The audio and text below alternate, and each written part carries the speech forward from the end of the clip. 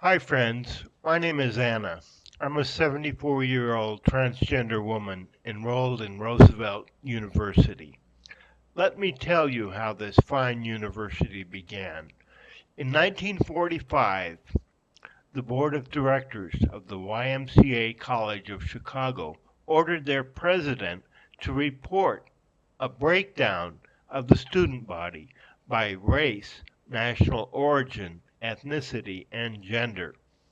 The president believed that the intent was to establish quotas to limit the numbers of African Americans, Jews, immigrants, and women in the university. So he refused. And in fact, he left the college and founded Roosevelt, the university that is now known as Roosevelt University. That's how it started. Now, what is tonight's topic? I'm going to talk about the love a mother has for her unborn child. But there's a little different spin on it. I'm going to talk about molecular love. Here's the story.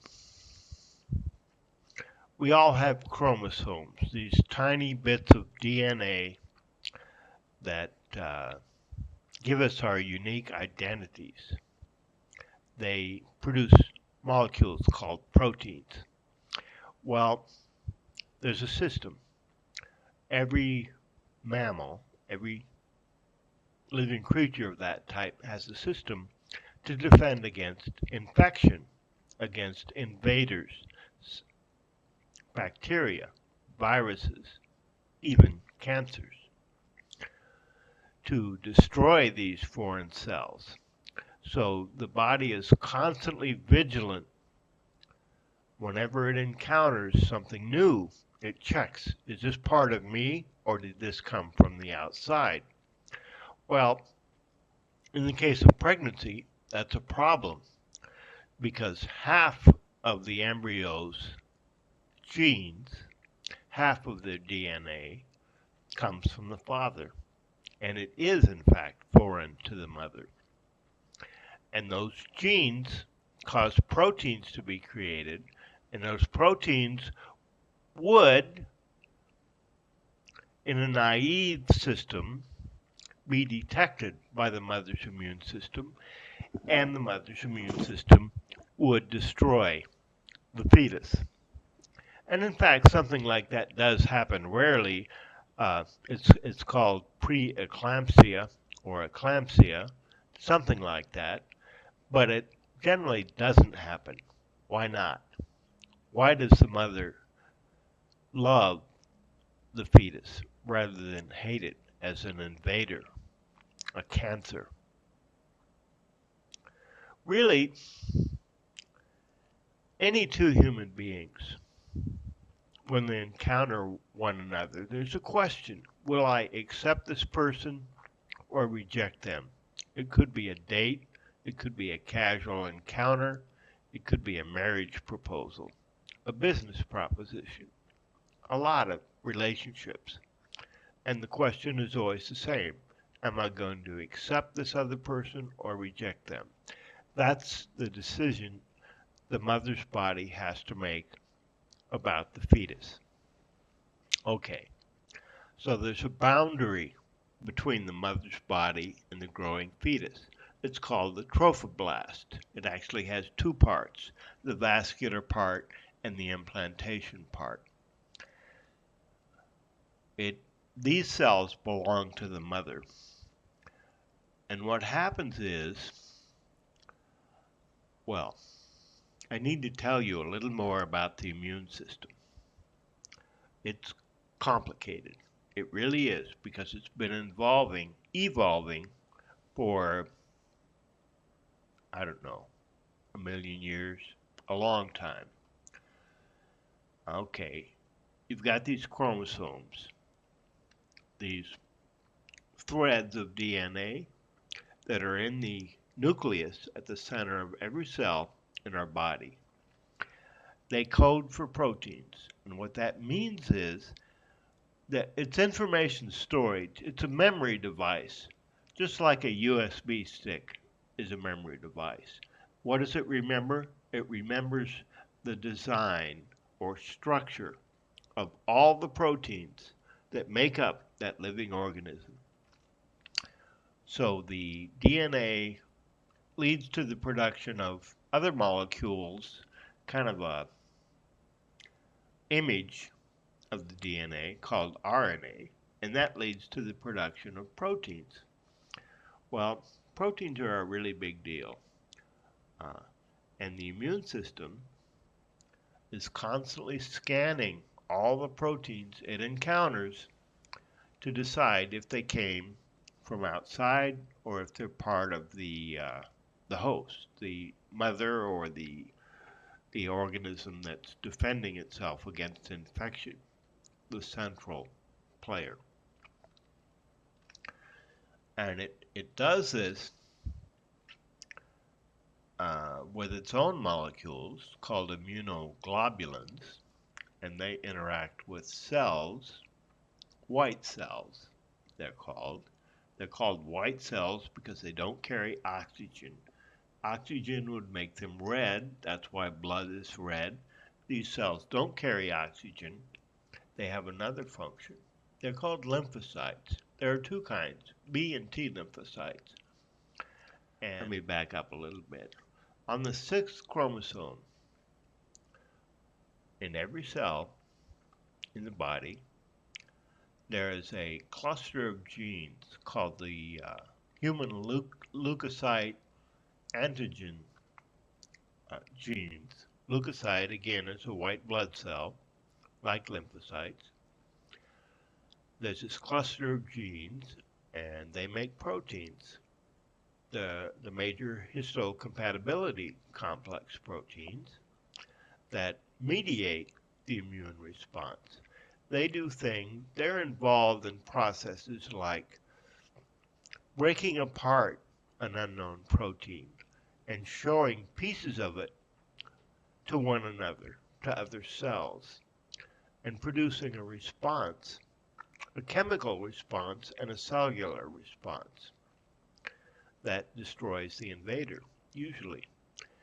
And it's kind of triggered by one particular set of molecules called the MHC class 2. Okay, back to the trophoblast. How many of you remember what the trophoblast is? I told you a minute ago. Think about it. Okay, it's the boundary between the mother's body and the embryo or fetus. Well, you would expect these MHC class 2 molecules to be present in the trophoblast, allowing the immune response to proceed and causing rejection. This is called an allogenic reaction. Allo probably comes from a Greek word, Greek root, meaning other. Genic, genes, these segments of DNA that give us our unique identity. Allogenic means the genes are other. They came from somewhere else. The father or the invading bacteria, something that's not from the mother. An allogenic reaction occurs when cells are transplanted into a genetically different recipient. You've probably all heard of kidney transplants and heart transplants and even lung transplants, and people that get them have to take special drugs for the rest of their lives to keep the immune system from rejecting them, to suppress the allogenic reaction. Syngenic tissues, syn means the same or with, a pair of tissues, say the mother's tissue and the embryo's tissue, would be syngenic if they both had the same DNA. That's why the body normally doesn't reject its own parts. because the genes are the same. So the immune system likes them. They seem normal, friendly. Uh, Occasionally something goes wrong and the molecules get a little bit confused and they decide that part of that human being is foreign and they attack it. These are the autoimmune diseases like lupus, uh, which can be fatal. But the real theme tonight is the mother's love for the fetus. The mother's molecules do not hate that fetus and try to kill it as they normally would. They love it. And why? Because the MHC molecules that lead to this immune response are simply not present in the trophoblast, in the boundary between the mother and the fetus. So the immune response doesn't take place, and the fetus lives normally.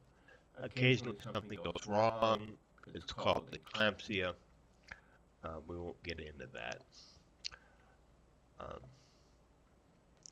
So what you're looking at here, it's called a karyotype. It's the chromosomes that contain the DNA in every cell of your body and mind. There are 23 pairs, or a pair of 23, 23 from the father, 23 from the mother, normally. And as you can see, they differ from one another, but they are in pairs. There's a short arm and a long arm. This one right here is the one we're interested in, the sixth one, specifically the short arm. It contains the genes that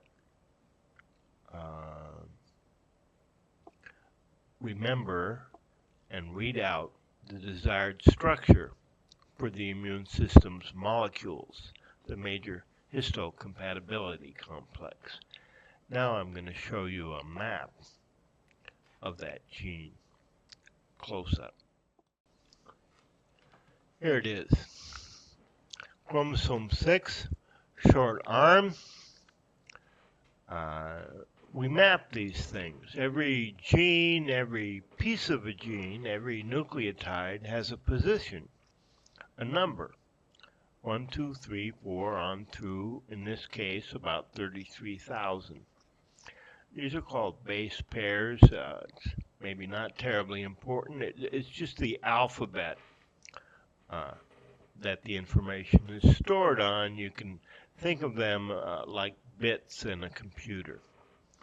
Okay. Right here, the genes for the major histocompatibility complex. 2 regions.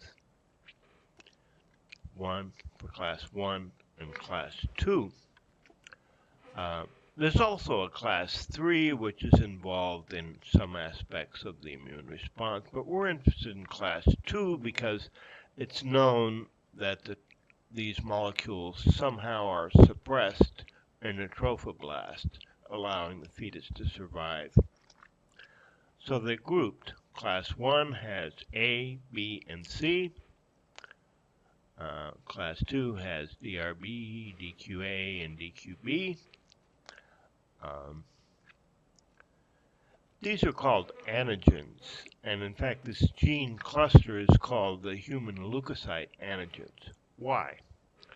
Antigens are triggers that the immune system picks up on and makes a decision whether to try to kill it or not. And they're proteins, and the major histocompatibility complex is basically this system of proteins, and as I say, the one we're interested in is class 2. So now we're going to look at these proteins. Proteins are a really big deal. Proteins do the work. They carry out the life processes to a large extent. These are what are called space-filling models. They show how the molecules, which are made up of atoms, fill space, how they take up space. Proteins have complex shapes, which enables them to do their jobs. And these are molecules of the major histocompatibility complex. These are the key molecules that have to be suppressed in the trophoblast for the fetus to survive. Proteins are actually a thread, like a kind of like a long sentence, a sentence that just goes on and on and on, 10-foot long sentence, and the individual characters, the alphabet, those are called amino acids, and there are about 20 of them, 20 different kinds, that is, but there are thousands of them, thousands of amino acids, all in a string. And that sequence, it's kind of like DNA. It's kind of the signature. That sequence defines the identity of the protein, and it it determines the shape that the protein takes on. And for decades, molecular biologists struggled to predict the shape that the protein would take based on the amino acid sequence, based on the sentence that I'm talking about. Recently, a few years ago, with artificial intelligence, that problem was solved, even though it was kind of considered to be impossible. It was solved by AI. So now you can take a protein, give it to, it's called AlphaFold. You give it to AlphaFold. You just upload it on the internet, and it'll come down and it'll tell you exactly what the shape of that protein is. What do I mean by shape? I'll show you again. This is the shape of the protein. They have all different shapes, and the shape governs what tricks that protein can do. And believe you me, proteins have a lot of tricks. Okay. These proteins, a lot of them stick out from the surface of the cell. The cell is a little bag of fluid and chemicals and biological objects. It's about, well, a bacterial cell is about a millionth of a meter, a micron. That's pretty small. 1,000 of them, end to end, would be visible. It would be 1 millimeter, but one of them, no way could you see it. Anyway, those are cells. The cells in the human body are a little larger than that, but they're still pretty small. On the surface of these cells, the proteins stick out. The word is expressed. And the immune system looks at these proteins that are sticking out and makes a decision what to do, whether to accept or reject. And different parts of the immune system communicate with one another also using these proteins that stick out. They're called surface antigens. An antigen is a molecule that triggers an immune response, a protein generally. So those are some of the nuts and bolts of the immune system. And as I said, this lecture is about molecular love, the love of a mother for the unborn child expressed molecularly. Think about that. Good night.